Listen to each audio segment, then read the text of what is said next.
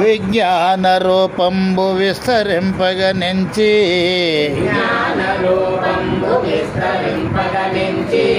విష్ణు స్వరూపమై వెలసినావు. విస్తరించిన ఆత్మ విలయముందగనించి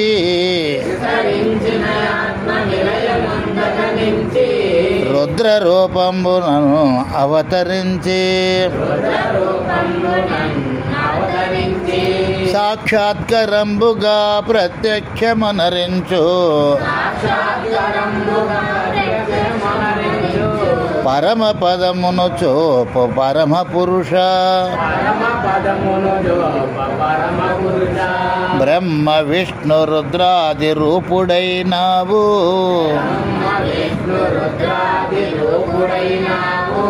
రూపులేనట్టి వాడ శిష్యులను బ్రోచి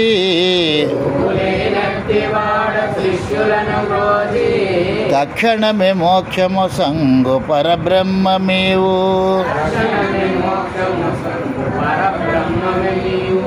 సమరసానందాచల గురు చక్రవర్తి. సౌండ్ లాగుతుంది, దయచేసి వినండి. ఈరోజు పాల్గొన పౌర్ణమి మహాపర్వదినం. ఈ సందర్భంగా తాడినాడ ఆశ్రమంలో ఈ గురు పౌర్ణమి, ఈ పౌర్ణమి రోజున గురు పూజ కార్యక్రమం ఏర్పాటు చేసుకుని ఇక్కడ చెప్పేటటువంటి పాఠాల్లో భద్రాద్రి రామ శతకంలో జ్ఞాని అయ్యే లక్షణములు అనేటువంటి అంశాన్ని చెప్పబడుతుంది. అయితే దానికంటే ముందు మనం ఏమి నేర్చుకున్నాము? మొదట ఈ శరీరమే నేను అనుకున్నాం. గురువుగారి దగ్గరికి వెళ్తేనే కానీ ఈ శరీరం నీవు కాదు నాయన, ఈ శరీరంలో ఉండి నడిపింపజేసే ఆత్మపురుషోత్తముడు ఏదైతే ఉందో అదే నీవు. దాని చేతే నేను నేను నేను అని పలుకుతున్నావు. కాబట్టి ఆ నేనన్నదేదో తెలుసుకోవడమే జ్ఞానం, తెలుసుకోలేకపోవడమే అజ్ఞానం అని చెప్పి గురుదేవులు నీ యొక్క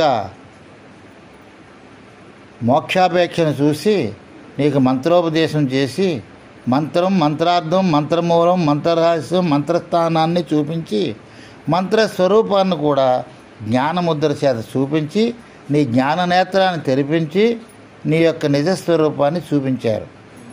ఆ క్షణంలో నీ యొక్క స్థితి ఎలా ఉంది? శరీరం గుర్తుండదు, ఇంద్రియాలు గుణాలు గుర్తుండవు. గురువుగారు ఏది చెప్పారో ఏది చూపారో ఆ లక్ష్యం మీదే ఉంటుంది. అందుకని సాక్షాత్తు సస్వరూప సందర్శనం అవుతుంది. అటువంటి దాన్ని నీవు మరలా ధ్యానం చేత ప్రయత్నం చేత పొందాలి. ధ్యానం అంటే ఏమిటి? శరీర ఇంద్రియములు గుణములు 96 ఇవన్నీ మర్చిపోయి ఒకే ఒక్క సద్గురుదేవులు చూపించినటువంటి ఆత్మ సందర్శనం, సస్వరూప సందర్శనం, గురు పరమాత్మ స్వరూపం, ఇన్ని పేర్లు దానికే. దాని గురించే ధ్యానం చేయాలి. ఇలా ధ్యానం చేస్తూ ఉంటే నీకు అనేకమైన విషయాలు ఆలోచనలు వచ్చి ధ్యానాన్ని ముందుకు సాగనివ్వకుండా కంగారు పెట్టుతుంటాయి, చాలా చికాకు చేస్తుంటాయి. అందుకు గాను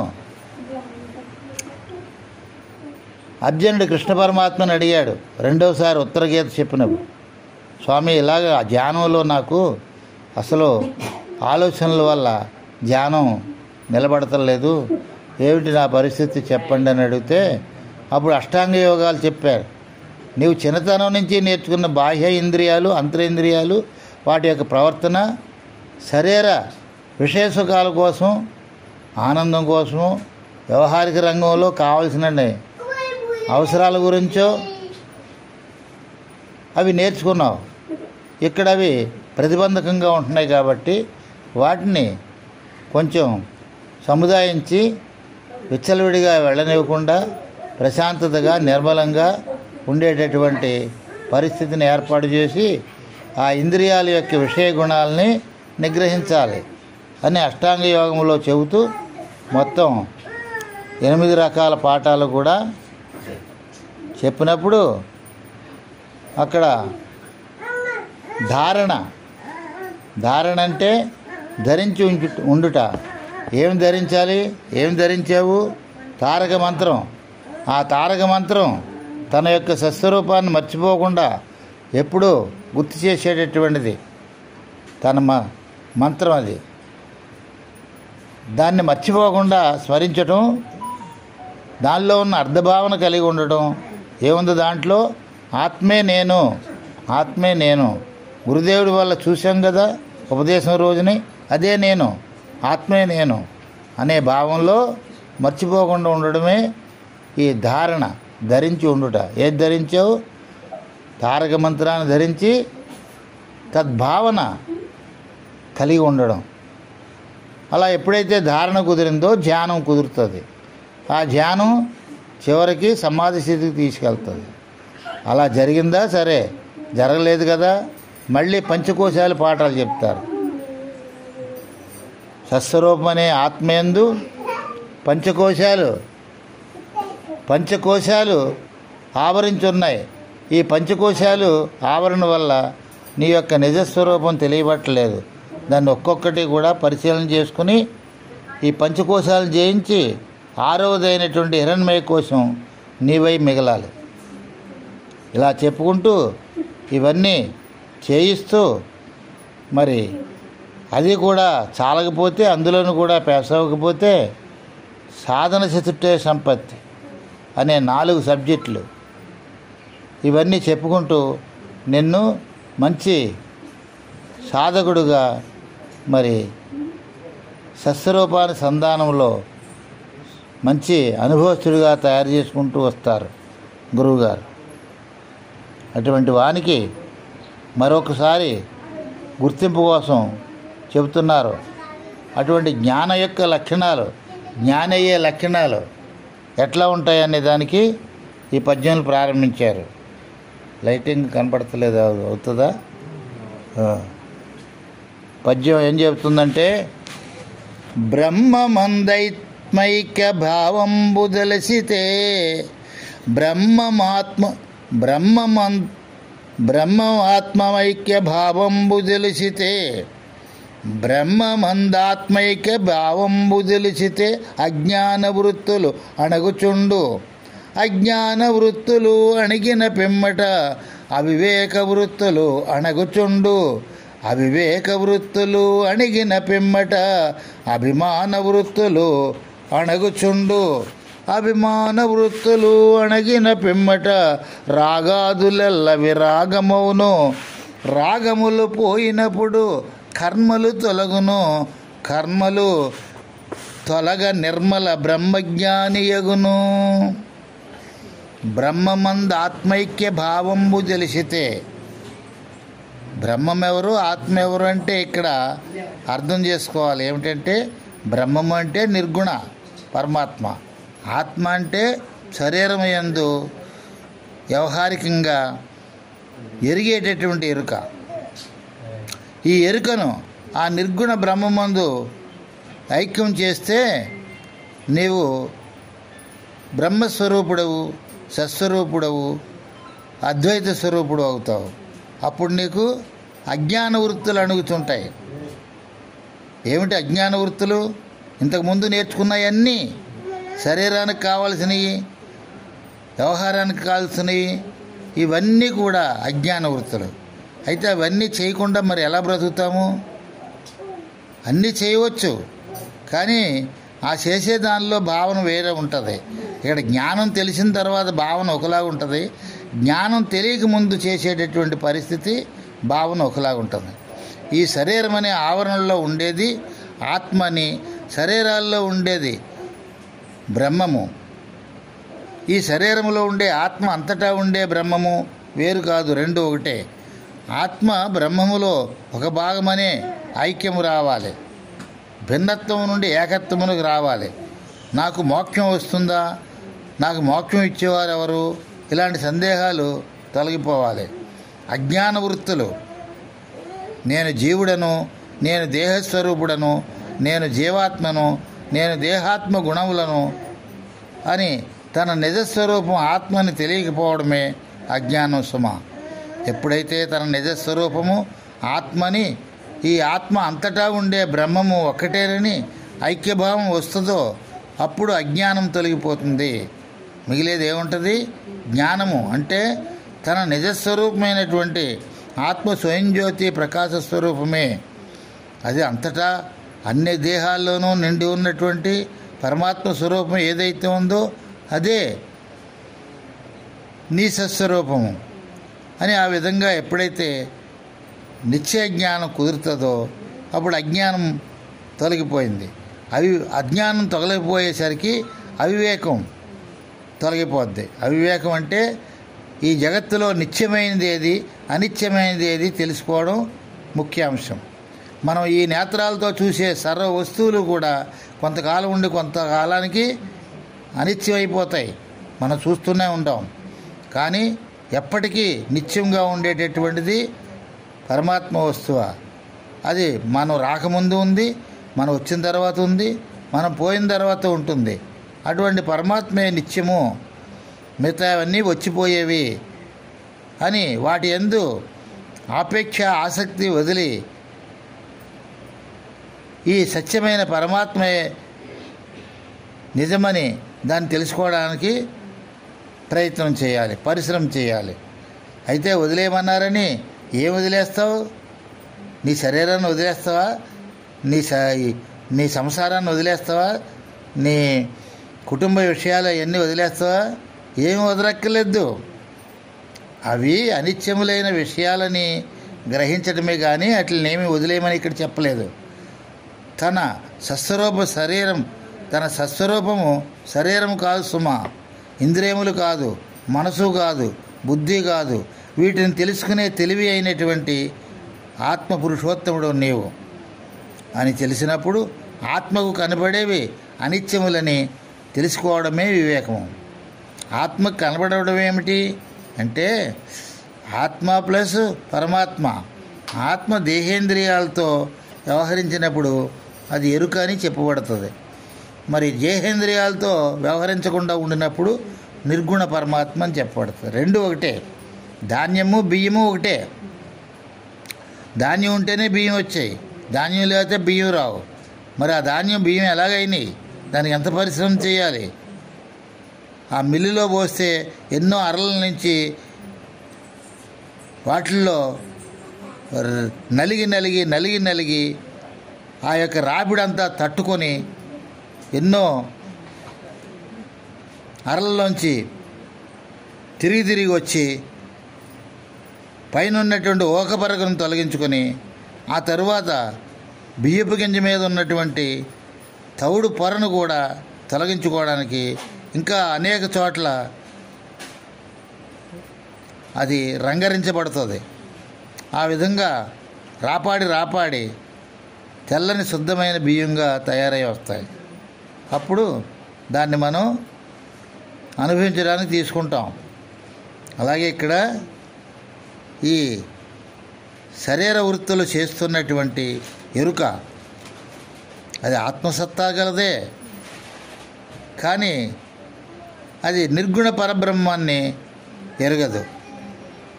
అందుకోసం దీన్ని దాని యందు రమింపజేయడానికి ఈ తారక మంత్రానుసంధానం వల్ల దీని స్థితిని జాగ్రత్తగా తెలుసుకొని ఇది అదే, కానీ ఇది తెలియనంతసేపు వ్యవహారిక రంగంలో అది వేరు నేను వేరు అని చెప్పుకుంటుంది.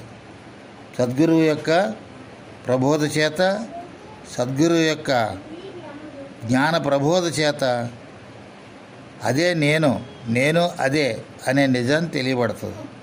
అలా ఎప్పుడైతే తెలుసుకుంటావో జ్ఞానం కుదిరిందన్నమాట. జ్ఞానం కుదిరితే అజ్ఞానం తొలగిపోయినట్లే. అజ్ఞానం తొలగిపోతే అభిమాన వృత్తులు తొలగిపోతాయి. అభిమాన వృత్తులు అంటే ఎట్లాంటివి? తనకు సంబంధించినటువంటి వాటిని ప్రేమించడం, తనకు కానటువంటి వాటిని ద్వేషించడం. ఈ రాగద్వేషాలు రెండు కూడా తప్పే. రాగం అంటే ఇష్టపడడం, ద్వేషం అంటే ఇష్టపడకపోవడం. ఈ ప్రేమ అనగా మనకు ఉండే అభిమానము కేవలం మనపైన మనకు సంబంధించిన భార్య పిల్లలు మన తల్లిదండ్రులు మీద ఉంటుంది. మన సోదరుల మీద ఇరుగు పొరుగుల వారిను చూసినప్పుడు మనకు వారిపై ప్రేమకు బదులు ఒక్కోసారి ద్వేషం కలుగుతుంది. అనగా మనకు ఉండే మనది అన్నప్పుడు అభిమానం, ప్రేమ, మనది కాదు అని దాని మీద వేరే భావన కలిగినప్పుడు ద్వేషము కలుగుతుంది. ఇవి రాగద్వేషములు. ఈ రాగద్వేషములు ఉన్నంతసేపు జ్ఞానం కుదరలేదని గ్రహించాలి. ఇప్పుడు మనము మనది అంటే ప్రేమించి అభిమానిస్తాం, మనది కాదంటే ద్వేషిస్తాం. శ్రీరామచంద్రుడు రామాయణ పురాణంలో చెప్పిన ఆ శ్రీరామచంద్రుడు తన రాజ్యములో ఉండే వారందరినీ సమానంగా ప్రేమించేవాడట. అనగా ఆయన ఎంతో విశాలమైనటువంటి అంతఃకరణము కలిగినటువంటి వాడు కాబట్టి ప్రేమించేవాడని చెప్పబడింది. అందుకే ఈనాడికి అతన్ని అందరూ ప్రేమిస్తున్నారు. ఎందుచేత ఆయన చిన్నతనంలోనే 5వ సంవత్సరంలో అక్షరాభ్యాసం చేసినప్పుడే ఆయన గురువు గారైనటువంటి వశిష్ఠ మహర్షి చేత బ్రహ్మజ్ఞానం ప్రారంభించి నేర్చుకున్నాడు. 12 సంవత్సరాలు నేర్చుకున్నాడు. 32,000 శ్లోకాలు ధ్యానం గురించి ఆయన చెప్పాడు. అంతేకాదు మరి జ్ఞాన వాసిష్టం అనేటువంటి అనేక ఉపమానోపమేయములు చెప్పారు. ఇదంతా దేని గురించి? సంపూర్ణ పరమాత్మను తెలుసుకోవడానికి. ఆ పరమాత్మ ఎక్కడుంది? తన దేహములోనే కాదు, అన్ని దేహముల్లోనూ అదే ఉంది. అన్ని దేహముల్లోనూ అదే ఉంది. అలాంటప్పుడు ఏ దేహాన్ని తిడతాడు, ఏ దేహాన్ని కొడతాడు, ఏ దేహాన్ని హింస చేస్తాడు? అన్నిటిలోనూ తన రూపమే, తన పరమాత్మ స్వరూపమే ఉన్నప్పుడు దాన్ని ప్రేమిస్తాడే కానీ ద్వేషించడు. నిజం తెలిసినప్పుడు. నిజం తెలియకపోతే ద్వేషిస్తూ ఉంటాడు. అందుచేత ఈ విషయాలు మాత్రం చాలా చక్కగా ఎంతో కాలం మరి గురువుగారి దగ్గర నేర్చుకున్నాడు కాబట్టి అందరినీ సమానంగా ప్రేమించేటటువంటి జ్ఞానం ఆయన కుదిరింది. మనకు కూడా అటువంటి ప్రేమ కుదరాలి. సాధ్యమైనంత వరకు ఎవరిని ద్వేషించకుండా అందరినీ ప్రేమించే గుణం మనకు అలవరుచుకోవాలి.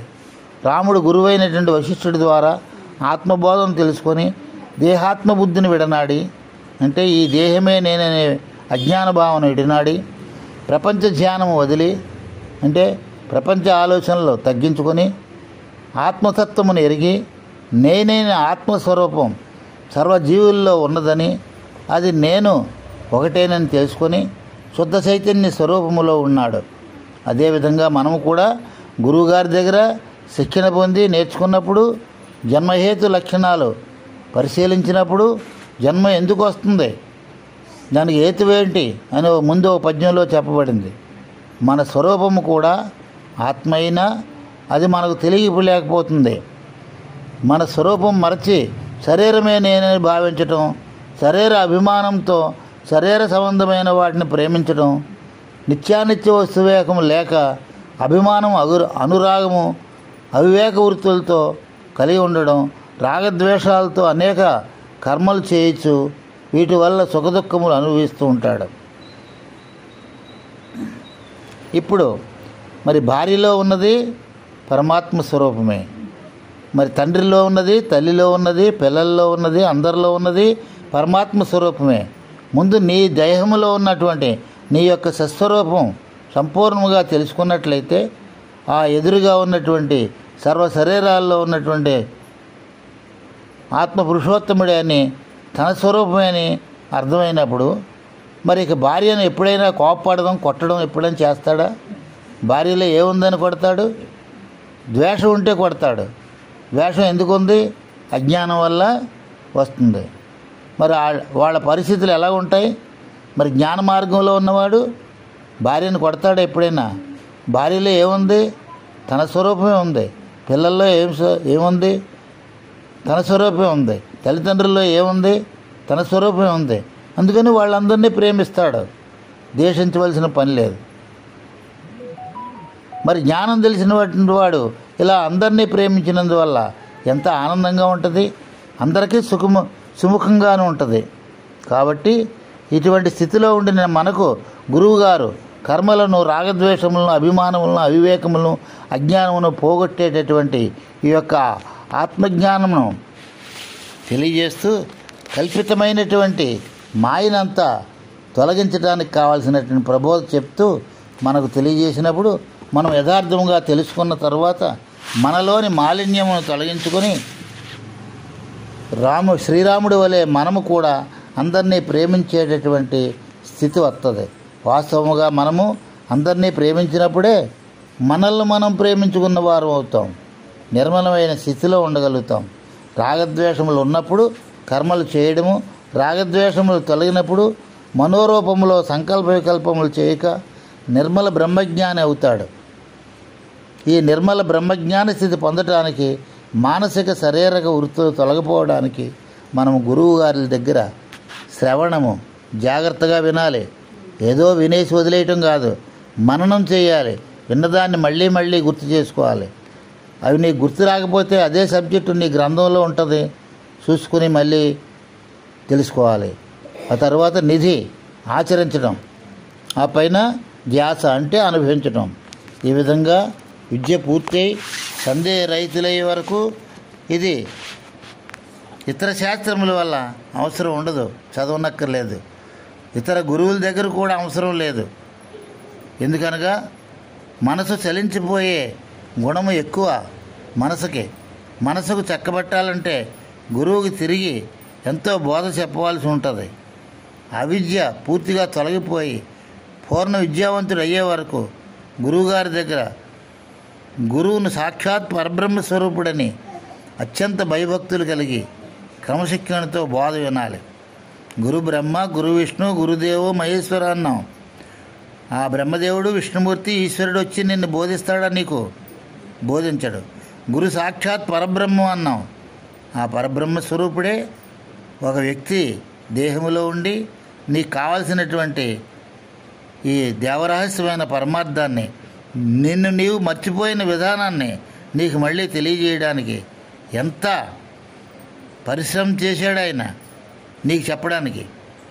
ఈ విధంగా విన్నప్పుడు మనకు మన స్వరూప స్థితిని సాక్షాత్కారం పొందిన తర్వాత మహావాక్య ఉచ్చారణలు తెలుసుకోవస్తుంది.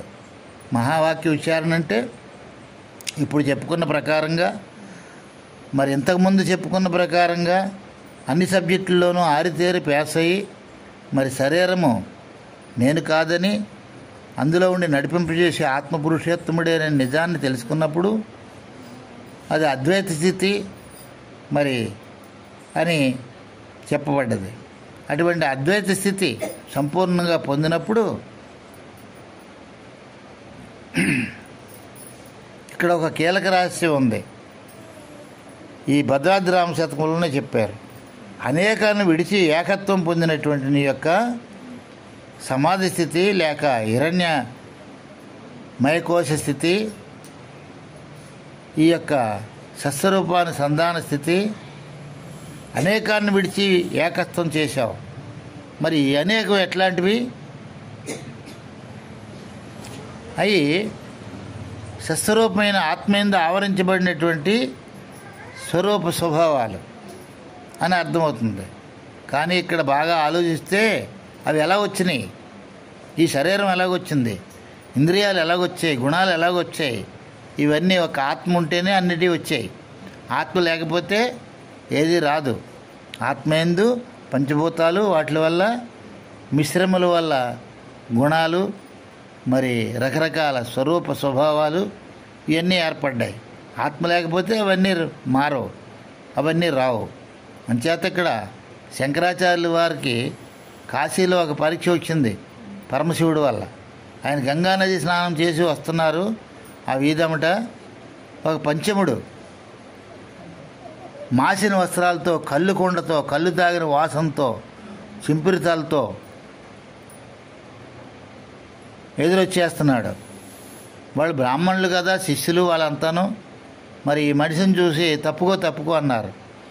తప్పుకో అంటున్నారు మీరు.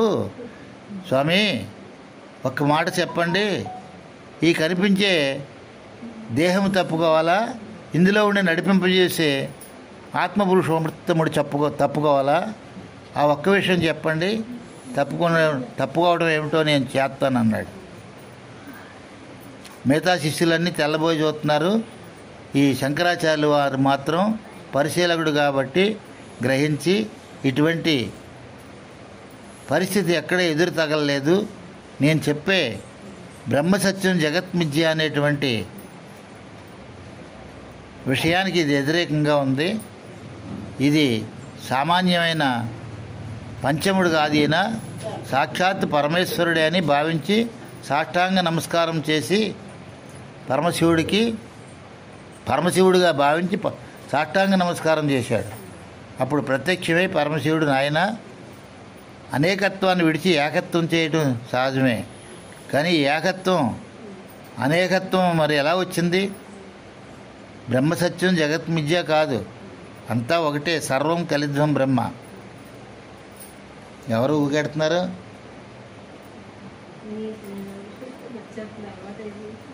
సర్వం కలిధ్వం బ్రహ్మ అంటే ఆత్మ నుంచే పంచభూతాల నుంచే శరీరాలు, ఇవన్నీ కూడా ఆత్మ సంపత్తే, అంతా ఆత్మమయంగానే చూడాలి. సర్వం కలిధ్వం బ్రహ్మ అని అక్కడ శిక్షణ ఇచ్చాడు మళ్ళీ పరమశివుడు శంకరుల వారికి. అలాగనే ఇక్కడ మనం చదివే గ్రంథంలో కూడా అనేకత్వాన్ని ఏకత్వం చేసిన తర్వాత వ్యష్టిగత జ్ఞానం అయింది. అది సరిపోదు, సమిష్టిగత జ్ఞానం అవ్వాలి. అంటే అన్నిటి యందు నేనే ఉన్నాను. అంతకుముందు దేని యందు నేను లేను, అవన్నీ నేను కాదు. ఇవన్నీ శంకరాచార్యుల వారి యొక్క చివరి ఘట్టంలో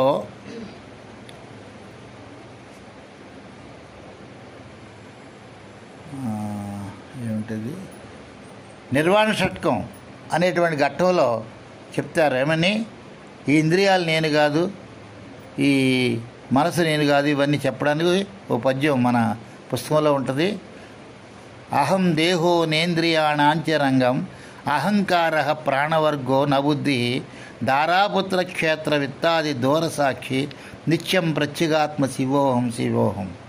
అంటే ఇందా చెప్పుకున్న ఇవన్నీ నేను కాదు, అన్నిటినీ నేను కాదు, నేను ఒక్కడనే అనేకత్వాన్ని విడిచి నేనుగా ఉన్నటువంటి స్థితి అని చెప్పబడింది అన్నమాట.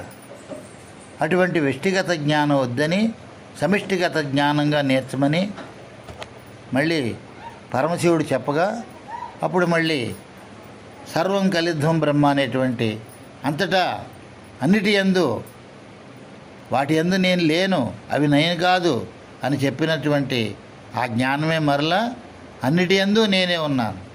అందుకే కృష్ణ పరమాత్మ భగవద్గీతలో విభూతి యోగంలో అన్నిటి యందు నేనే ఉన్నాను, ఒక్కొక్క దాని యందు ముందు చెప్తాడు ముఖ్యమైన దానిలో, తర్వాత అన్నిటి యందు నేనే ఉన్నానని చెప్తాడు. నేను లేని చోటు లేదు. నేనంటే కృష్ణుడు కాదు, ఇక్కడ నేను అన్నదే ఆత్మ, ఆత్మ అన్నదే పరమాత్మ. గురువుగారి దగ్గర శిక్షణ ఉంటే నీవు కూడా చెప్పాలి కృష్ణుడు చెప్పినట్లు. కృష్ణుడు ద్వాపరయుగ చివరి కాలంలో భగవద్గీతలో చెప్పాడు, కానీ అంతకుముందు శ్రీరాముడు అదే చెప్పాడు, పరమశివుడు అదే చెప్పాడు, ఇంకా అవతార పురుషులు జ్ఞానులు అందరూ అదే చెబుతారు. ఏది? అన్నిటి యందు నేను అనే ఆత్మ చైతన్య పురుషోత్తముడు నిండి ఉన్నాడు. ఇది సమైక్య జ్ఞానం.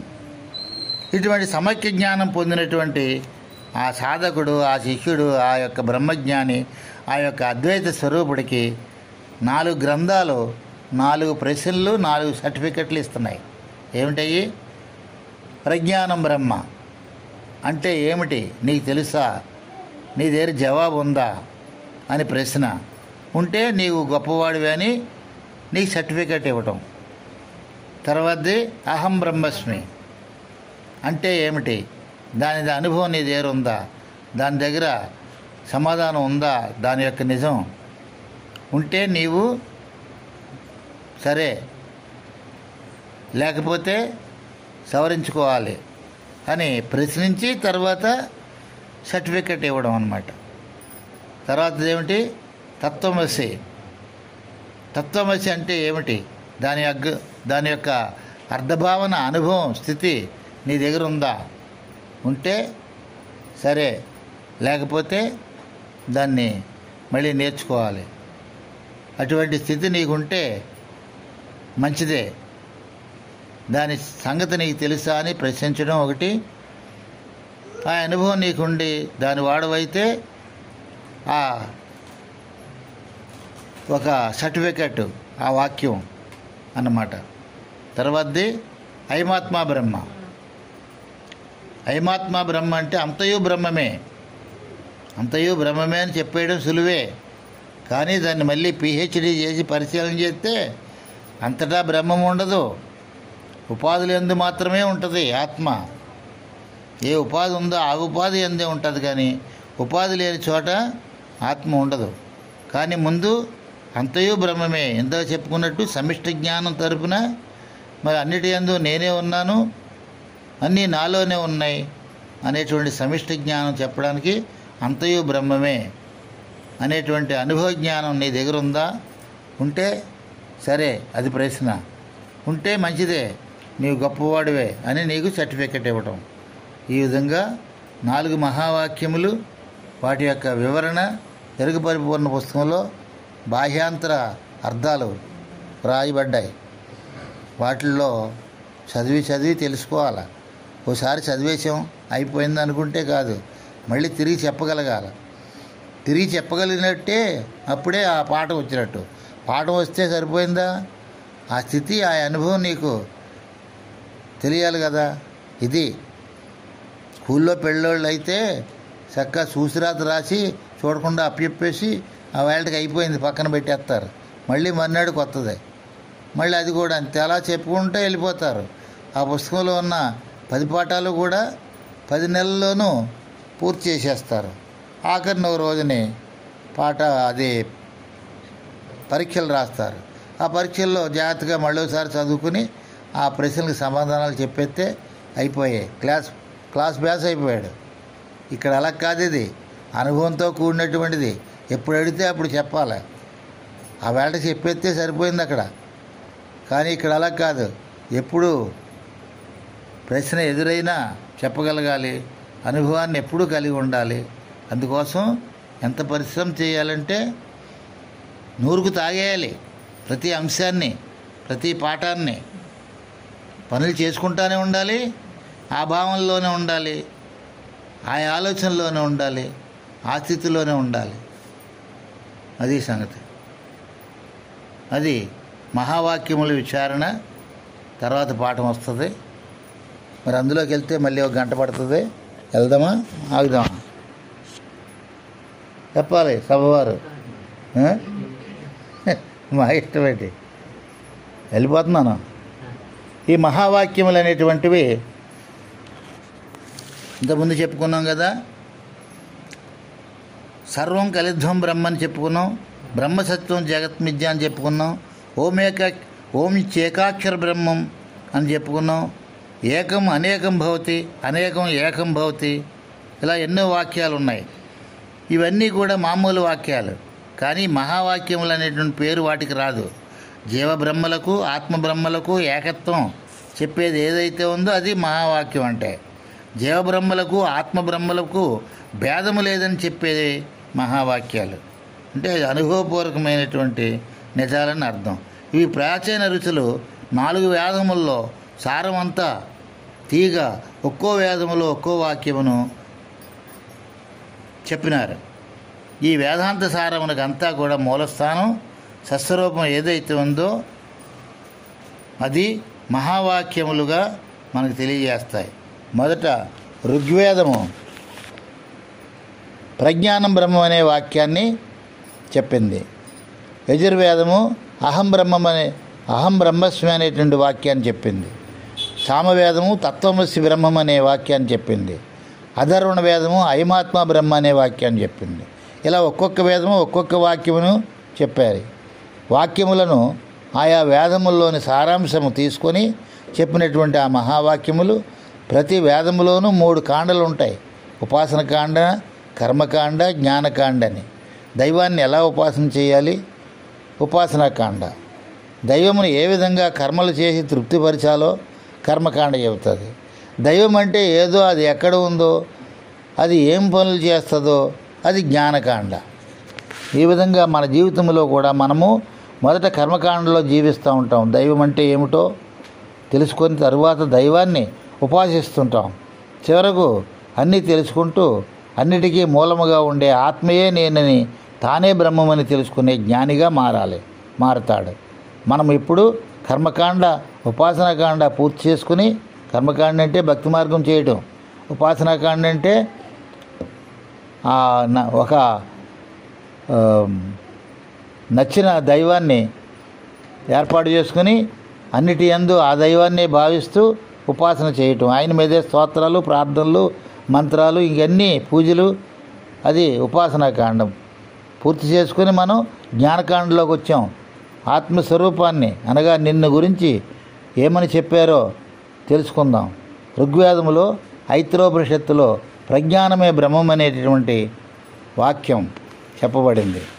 దాని మీద ఒక పద్యం ఏం చెప్పారంటే, శ్రవణేంద్రియంబులు శబ్దంబులు వినుచుండు, చర్మేంద్రియంబులు స్పరిశలెరుగు, చక్షురేంద్రియములు వీక్షించు రూపములు, రూఢిగా జిహ్వచే రుచులు నెరుగు, గ్రాణరంధ్రంబులు గంధగ్రాణ ఆఘ్రాణించు, వాక్కులు వచించు వాక్యములను, ఏ జ్ఞానము ఇన్నిటిని ఎరుగుచున్నదో ఆ జ్ఞానం ప్రజ్ఞానం అని శృతులు వలుకుచు, అట్టి ప్రజ్ఞాన లక్ష్యార్థ అనుభవము నీ స్వరూపంబు నిక్కంబుగా నిజము పదము అని చెప్పినటువంటి ఆ పద్యములో అర్థం ఏమిటంటే, ఏ జ్ఞానం చేత శ్రోత్రేంద్రియముల ద్వారా శబ్దములు వినుచున్నామో, ఏ జ్ఞానం చేత చర్మేంద్రియముల ద్వారా సరిసను ఎరుగుతున్నామో, ఏ జ్ఞానం చేత నేత్రముల ద్వారా చూస్తున్నామో, ఏ జ్ఞానం చేత నాలుక ద్వారా రుచులను గ్రహిస్తున్నామో, జ్ఞానం అంటే తెలివని కూడా చెప్పుకోవచ్చు. ఆ జ్ఞానము ఏ జ్ఞానం చేత ముక్కు ద్వారా వాసనలు ఎరుగుతున్నామో, ఏ జ్ఞానం చేత నోటితో మాట్లాడుతున్నామో, ఆ జ్ఞానమే ప్రజ్ఞానమని గ్రహించాలి. ఇదే ఈ శరీరములో బ్రహ్మము. ఎందుకనగా ఇంద్రియాలకు స్వశక్తి లేదు, అవి జడములు. ఆ ఎరుకనే జ్ఞానం ఉంటేనే ఈ పని చేస్తాయి, లేకపోతే పని చేయవు. అందుకే సాంఖ్యసూత్రం పాఠాల్లో ముందు పంచేస్థితి ఒక పాఠం ఉంటుంది. పంచభూతముల వల్ల 25 ఇంద్రియాలు పంచబడతాయి. ఆ తర్వాత పూరించే విధానం ఒక పాఠం ఉంటుంది. పూరించే విధానంలో ఏం చెప్తుంది, ఈ జ్ఞాత సమాన వయవందు కూడుకొని శ్రోత్రేంద్రియం ద్వారా శబ్దమును గుర్తెరిగి వాక్యేంద్రియం ద్వారా వచనం ఇస్తుంది. మనం మాట్లాడాలంటే ముందు ఆ జ్ఞాత అనే తెలివి సమాన వాయువులో కూడుకుని దాని బలం తీసుకుని శ్రోత్రేంద్రియం దగ్గరికి వచ్చి అక్కడ శబ్దం ద్వారా గ్రహించి అవతల వాళ్ళకి ఏం సమాధానం చెప్పాలో ఆ శబ్దమును గ్రహించుకుని వాక్యేంద్రం ద్వారా మాట తిరిగి జవాబిస్తూ ఉంటుంది. ఇలా ఒక్కొక్కటి వృత్తి చేయాలంటే అది ఆ జ్ఞాత ఉంటేనే ఈ ఇంద్రియాలు పనిచేస్తాయి. ఆ జ్ఞాత అనే తెలివి లేకపోతే ఇంద్రియాలు పనిచేయవు. కాబట్టి దాన్నే ఇప్పుడు ప్రజ్ఞానం. అది ఎక్కడి నుంచి వచ్చింది, ఆత్మయందు ఆకాశం ఉదయించే ఆకాశంలో సగభాగము జ్ఞాత. కాబట్టి ఆత్మకి జ్ఞాతకి ఎంత దూరం, మధ్యలో ఆకాశం మాత్రమే. ఆకాశంలో ఆత్మ ఉన్నది, ఆత్మలో సగభాగం జ్ఞాత. అంచేత ఆత్మకి జ్ఞాతకి తేడా దూరం లేదు. కాబట్టి ఆత్మతత్వమే జ్ఞాత అయి ఉంది. కాబట్టి ఇదే ప్రజ్ఞాన బ్రహ్మం అని చెప్పబడింది. ఒకసారి జనక మహారాజు గారు పండిత సభను ఏర్పాటు చేసి, ఏది బ్రహ్మమో మీరు నిర్ధారణ చేసి చెప్పండి నాకు అన్నాడంట. అప్పుడు ఒక పండితుడు లేచి, సకల కర్మలకు సకల జ్ఞానములకు శరీరమే కారణము కావున ఈ శరీరమే బ్రహ్మం అని చెప్పాడట. రాజుగారు, నాయనా మీ అందరికీ సరిపోతుందా ఈయన చెప్పిన మాట అని అడిగాడు. అప్పుడు అందులో శరీరమే బ్రహ్మం అంటే మరొక పండితుడు లేచి, శరీరం జడము కదా, నిద్రపోయినప్పుడు దానికి ఏమీ తెలియదు, దేన్ని ఎరగదు, ఇంత శరీరము చెడిపోకుండా రక్షించేది ప్రాణం సుమా, అంచేత ప్రాణమే బ్రహ్మమని నా ఉద్దేశం అని చెప్పాడట. అప్పుడు రాజుగారు ప్రాణమే బ్రహ్మము అంటే మీకు అందరికీ సమాధానం ఒప్పిదమైందా అని అడిగాడు మిగతా పండితుల్ని. అలా అడుగుగా అందులో ఒక ఆయన లేచి, నేను శరీరము ప్రాణములు రెండూ బ్రహ్మము కాదు. నిద్రలో శరీరము ప్రాణము రెండూ జడములే అవుతాయి. వీటికి తెలివి లేదు. మనసు ఈ శరీరం ప్రాణములను నడిపిస్తూ ఉంటుంది, అన్నిటినీ తెలుసుకునేది ఉంది.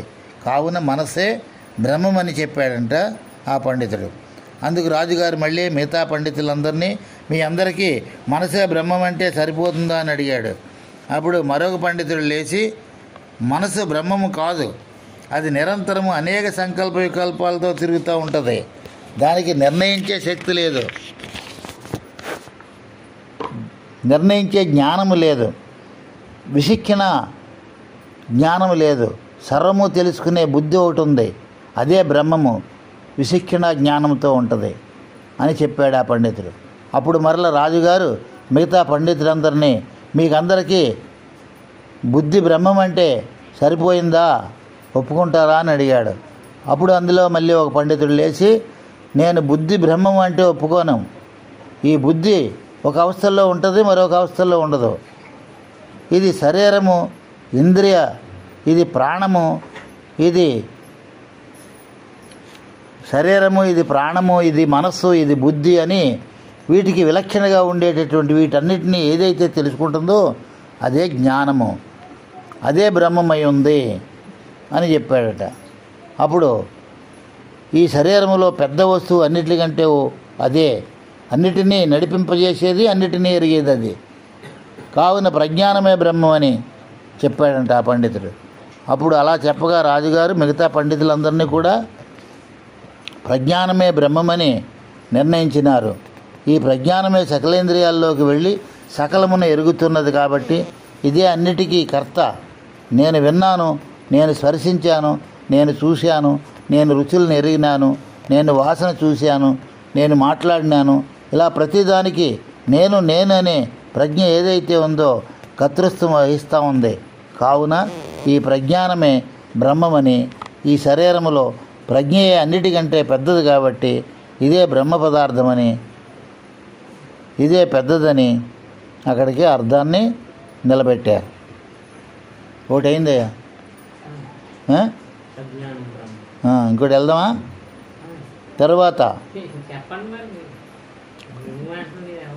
భారతీపతి రమాపతి పార్వతీపతి వాసవాజ్యాఖిల దేవతల యందు మానవస్వాగవాది మశక పిపీలకాంతము జీవులందు చైతన్యమొకటి, అట్టి చైతన్యమే ఆత్మ బ్రహ్మంబనే పదమునకు లక్ష్యార్థ భావమదియు కమల జాతి పిపీలకాంత శరీరముల్ వాచ్యార్థమని వాటిని వదిలితేను ఈ పరబ్రహ్మ చైతన్యమాత్మలనటి వార్త భేదంబులే కాని వస్తువు ఒకటే. అనగా భారతి అంటే సరస్వతీదేవి, రమ అంటే లక్ష్మీదేవి, పార్వతీదేవి. ఈ సరస్వతి బ్రహ్మ, సరస్వతి భర్త బ్రహ్మ, లక్ష్మీ భర్త విష్ణువు, పార్వతీ భర్త శివుడు. ఇంద్రాది దేవతలు, మానవులు, అశ్వములు, పశువులు, చేమలు మొదలైన ఇన్ని ఉపాధులు ఉన్నటువంటిది. అన్ని ఉపాధుల్లో ఉన్నటువంటి చైతన్యం ఒక్కటే, అదే పరమాత్మ కానీ రెండు లేవు. అటువంటి చైతన్యము, ఆత్మ, బ్రహ్మము అనే పేర్లు వేరుగా ఉన్నప్పటికీ వస్తువు ఒక్కటే. కావున సూర్యుడి నుంచి వచ్చినటువంటి కిరణాలు ఏ దేశంలో పడినా అవి సూర్యుడి కిరణాలే అవుతాయి. అనగా అన్ని దేశాల్లోనూ ఉండే కిరణాలు ఒకే సూర్యుడి నుంచి వచ్చినవే కదా. అట్లాగనే ఆవరణలు, ఉపాధులు వేరుగా ఉన్నప్పటికీ ఉపాధుల నుంచి గుర్తిరిగేటటువంటి చైతన్యం ఒక్కటే. బ్రహ్మము నుండి చీమ వరకు ఉపాధులన్నీ తీసివేస్తే ఉండేది చైతన్యం ఒకటే సుమ. చైతన్యమునకు ఆత్మ, బ్రహ్మము అని పదాలు వేరుగా ఉన్నప్పటికీ వస్తువు ఒక్కటే, రెండు లేవు. ఏకీకృతం సిద్ధి కావాలి.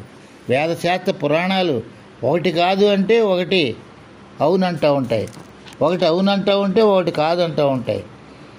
ఇక్కడ అచల ఋషులైనటువంటి వారు ఒకటే చెబుతారు, పరిపూర్ణము ఒకటి, లేని ఎరుక ఒకటని. ఈ పరిపూర్ణం ఎరుకలను ఎరిగి ఎరుకను లేదని సంశయము లేని బోధను చెప్తారు. ఇటువంటివి రూపాలుగా కనపడే ఎరుకను ఒకటి చేయటానికి ఇన్ని తిప్పలు పడినారు. రాముడి వేరు, కృష్ణుడి వేరు, యేసు వేరు అని ప్రపంచంలో దేవుణ్ణి అనేక రూపాల్లో పూజిస్తూ తనకంటే దేవుడు వేరుగా ఉన్నాడని అనేక భ్రాంతులతో సంశయాలతో మానవలోకం ఉండే మనము ఈ జ్ఞాన మార్గాన్ని పరిశీలన చేసి దేవుడు అనేవాడు ఎక్కడో లేడు, సమస్త సృష్టికి అధిష్టాన వస్తువైన ఈ గుర్తెరిగే వస్తువే బ్రహ్మము, ఇది పిపీలకాంతి పర్యంతము కూడా, అనగా సర్వ సృష్టి ఉపాధుల్లో ఉన్నటువంటి పరమాత్మ చైతన్యం ఒకటే అని పరిశీలన చేసి చూస్తే అందులో ఉండే చైతన్యమే బ్రహ్మస్వరూపమై ఉన్నదని మనము ఇంతవరకు పరిశీలన చేసినందుకు గల ఫలితము ఒక వస్తువే అని, రెండు లేవని భావం మనకు దృఢముగా కలగాలి. శిష్యుడికి గురువుగారు ఒక్క వస్తువునే నేను అనే భావం కలిగించాలి. ఆ ఒక్క వస్తువే నేను అనే భావం కలిగించాలి గురుదేవులు. శిష్యునికి గురువుగారు చెప్పినా అర్థం కాకపోతే అడవికి కట్టెలు మోసినట్లే ఉంటుంది. అడవిలో కట్టెలన్నీ తెచ్చుకొని పొయ్యిలో పెట్టుకోవడానికి దాచుకుంటాడు. కానీ ఇంటి దగ్గర ఉన్న కట్టెలన్నీ పట్టుకెళ్ళి అడవిలో పోస్తే ఏ ఉపయోగం? అలా ఉంటుంది. గురువుగారు చెప్తూ ఉంటే శిష్యుడు వినేసి ఊరుకుంటూ ఉంటే దాన్ని గ్రహించి పొందలేకపోతే. కాబట్టి గురువు చెప్పినది అర్థమైతే ఇక వాదభేదములు లేకుండా ఉన్న వస్తువు ఒకటే, అదే నా నిజస్వరూపం, అదే పరమార్థ స్వరూపం అనే భావం కలిగితే ఇక గురువుగారు కష్టపడిన ఫలితం దక్కినట్లే. మొదటి మహావాక్యమైన ప్రజ్ఞానం బ్రహ్మ అనేది మనకు ఇలాగ అర్థం చేసుకున్నాము. ఇక దేవతాభ్రాంతులు పోగొట్టుకొని, శాస్త్రభ్రాంతులు పోగొట్టుకొని, భిన్నభావములు తొలగిపోయి అన్నిటినీ తెలుసుకున్న వస్తువు జ్ఞానమని, ఆ జ్ఞానమే బ్రహ్మమై ఉన్నదని, అదే నేను అనే దృఢము కావాలి. ఏం బాబు అవ్వలేదు? ఇంకా దీనికి బోళ్ళు చెప్తున్నారు. ఇక్కడ మిథ్యార్థమని, గౌడార్థమని, ముఖ్యార్థమని 3 లక్షణాలు చెప్పారు, 3 అర్థాలు. నేను అంటానే మనకు ఏమర్థం వస్తుందంటే, నేను పలానా రామిరెడ్డిని, నేను పలానా సూరయ్యను, పలానా కులం వాడిని, పలానా పురుషుణ్ణి, నేను 6 అడుగులు ఎత్తుగలవాడిని, ఇలా శరీరం అని లక్షణాలని నావేనని గుర్తుపెట్టుకుని మాట్లాడతారు. ఈ శరీరమును బాగా విచారించి చూస్తే ఆత్మ నివసించే ఈ 3 అవస్థల్లో మాత్రమే కనపడేది శరీరము. వద్దన్నా కుదరలేదు. అక్కడ ఉంటే వస్తుందటయ్యా.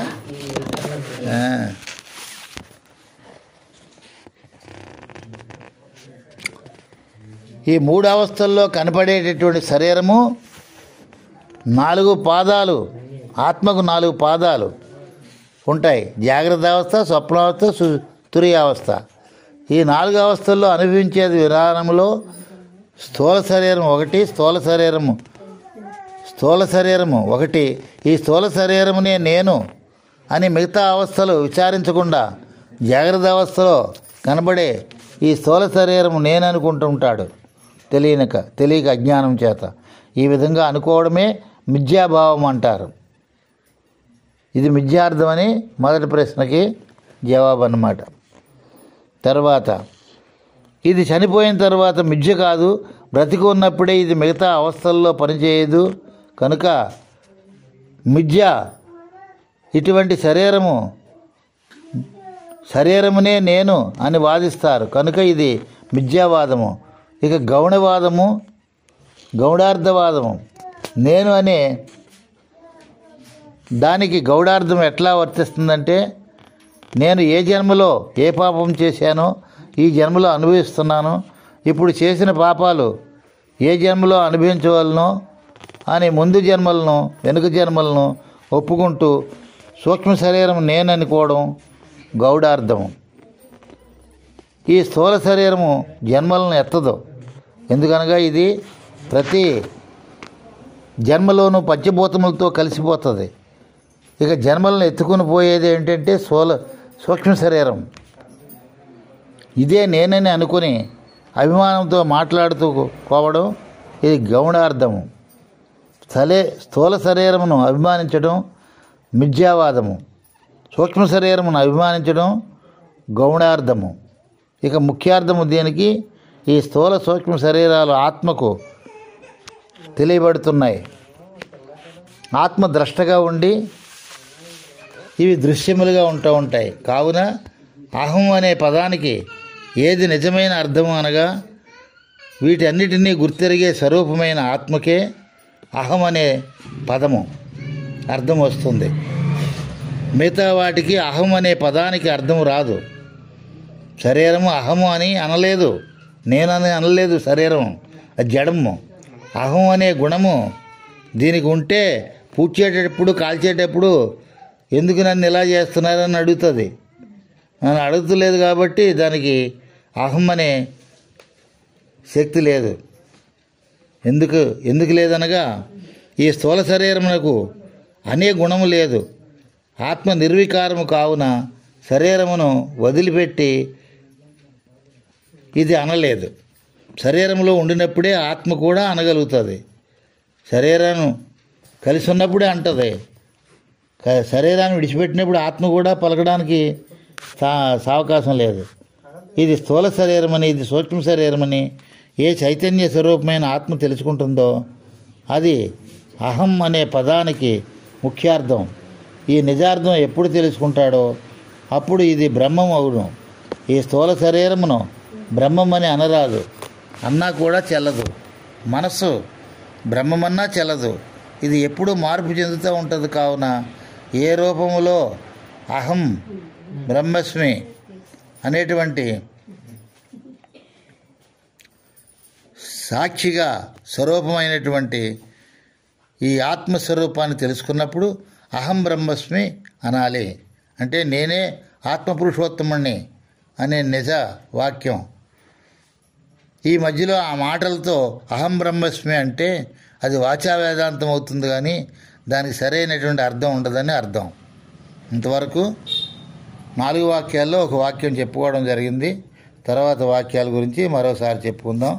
జై సద్గురు బ్రహ్మరాజుకి మంగళం. గురుదేవాయ మహనీయ గుణాత్మనే సర్వలోక శరణ్యాయ సాధురూపాయ మంగళం. ఓం శాంతి శాంతి శాంతి. సర్వం సద్గురు పాదారవిందార్పణమస్తు.